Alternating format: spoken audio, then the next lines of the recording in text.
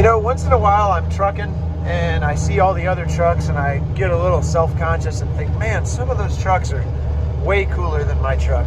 And this isn't even my truck, so that sort of makes it even worse, I guess. Or better, I don't know. Then I see something like this, where somebody obviously accidentally opened their remote control trap on their trailer when they thought they were opening their remote controlled tarp on their trailer. That's not ideal, folks.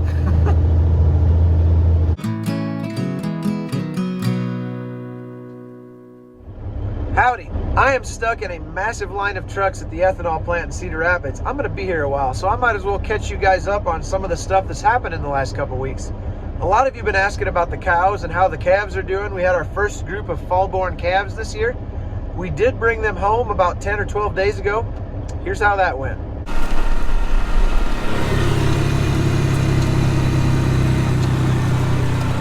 What's the matter, Ben? Are you scared? Are you afraid? You want me to kick the cameraman out?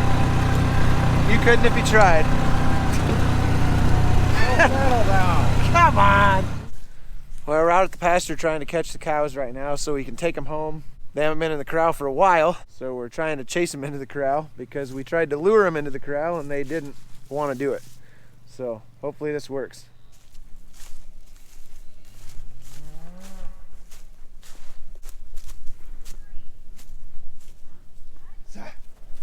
Ta, ta, ta.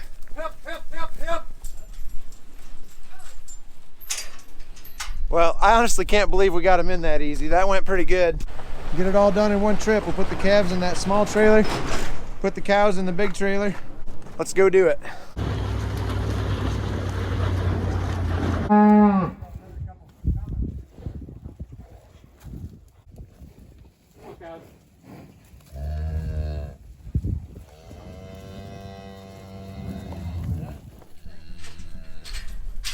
Yeah.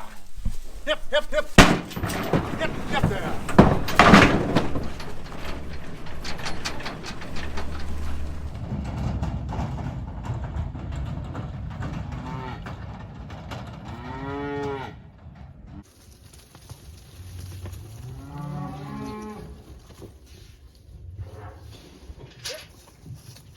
Come on, little one.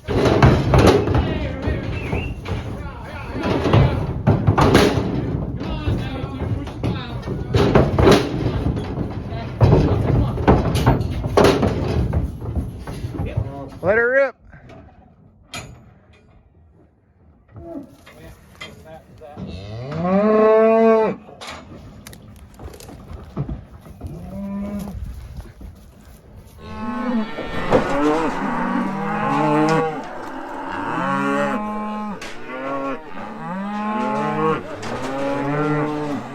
That's it.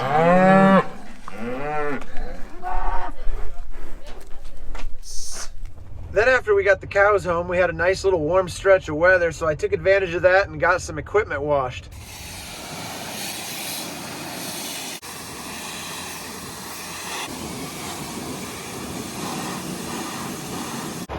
Man, would you take a look at that rig right there? She shines up pretty good. Woo! All right, LB. I did the semi. Why don't you do the tractors? All right, you gonna wash the tractors? Is that a yes? Wow, that's a no. Okay. Well, I guess I'm washing the tractor too. And the other tractor. That's not mud.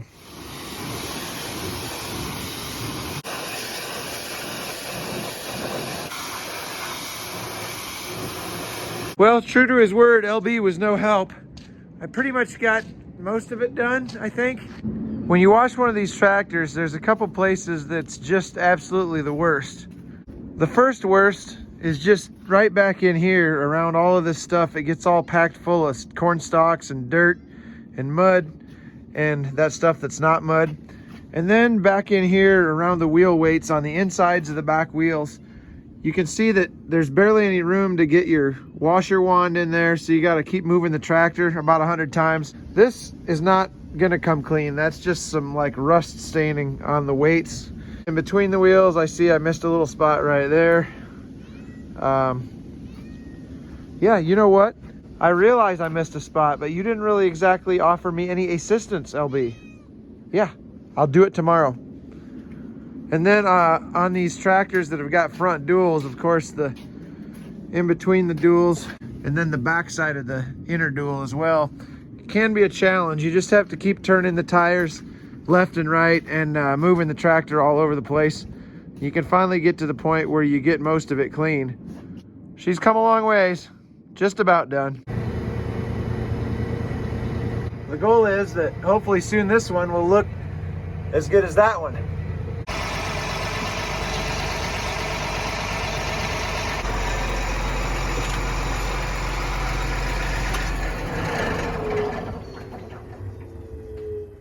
Well, I'd say that's just real nice. A couple of fine looking tractors. Of course, before we use them in the spring, I'll get them out and brush some soap on the wheels and the hoods and rinse the dust off and everything, but they're definitely clean enough for winter storage now. You guys remember that hay wagon that I bought at the auction that had a real bad wheel bearing on it? I decided it'd be easier, rather than trailering it home, to just go ahead and fix it right there at the auction site. So that's what I did. Well, a lot of stuff has disappeared, but there's actually more stuff left here than I thought there would be. In fact, my hay wagon's best friend hay wagon is still over there. I wonder if that guy decided he doesn't want it. Or I wonder if that one also has a bad wheel bearing. Yep, doesn't seem like anybody stopped up and fixed it while I was gone.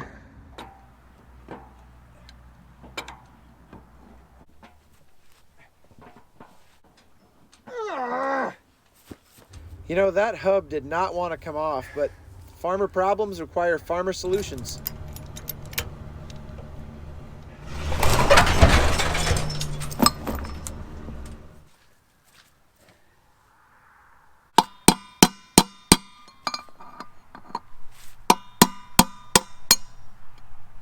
Just that easy, folks. It's just dry as a bone in there. Wow. One thing I gotta say about John Deere, it was easy to get parts. They had them right away, and they were smart enough to use 2 of the exact same races and 2 of the exact same bearings. So that makes it really easy.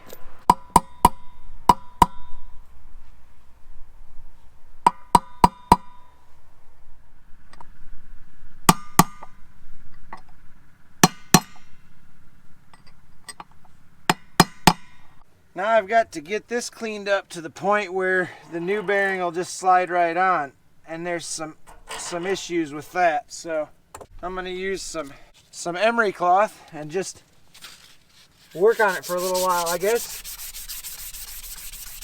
I'm happy to see that there doesn't seem to be a whole lot of damage right here. I mean, it's not perfect, but that's what I was most worried about.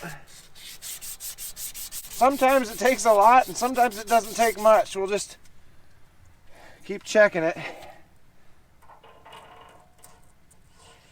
Look at that. It's exactly what I'm talking about. Now all that's left to do is take our new bearing and pack it full of grease. So I'm gonna use this bearing packing tool. It's got a grease fitting on it, and we'll just pump it until grease comes out of the bearing.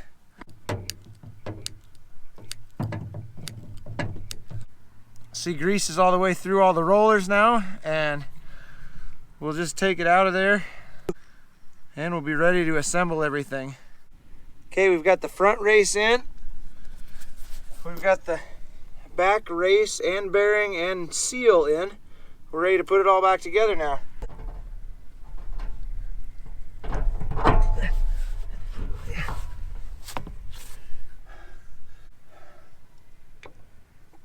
Get this bearing in there. Okay, there.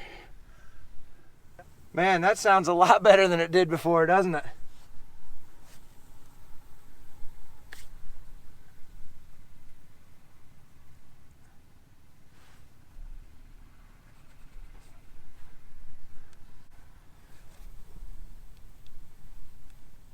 So now I'm just locking that castle nut in place with a cotter pin that goes right through a hole in the axle.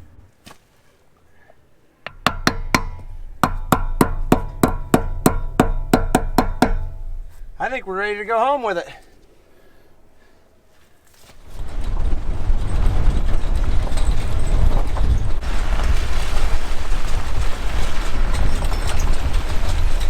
Well, made it back to the farm, and I stopped and checked to make sure all the wheel bearings were staying cool on the way home, and they were. Looks like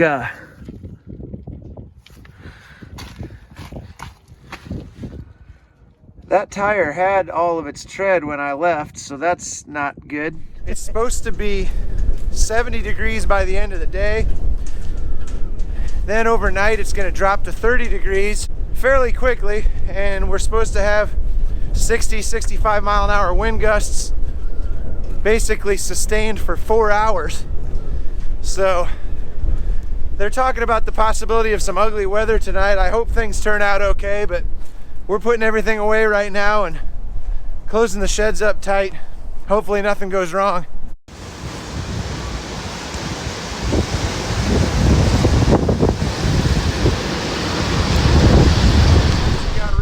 The damage is pretty minimal. We've got a tree that came down across the driveway right here, and then we've got some gates that got knocked over. We've got a couple concrete walls that got knocked over here by the barn. You guys, that was an absolutely wicked storm. I just can't stress how thankful I am that we don't have any more damage than we do. It's going to be really easy to cut that tree up and get it out of the way and stand those concrete walls up and get the guardrails bolted back onto them. Everything, the buildings, everything is fine. The cattle are fine. So we are just so thankful with the way things turned out. On that note, the trucks are actually starting to move. You guys, I think I might actually get to dump this load of corn today. I'm gonna have to bid you adieu. Have yourself a Merry Christmas. Thanks for riding along. I'll see you next time.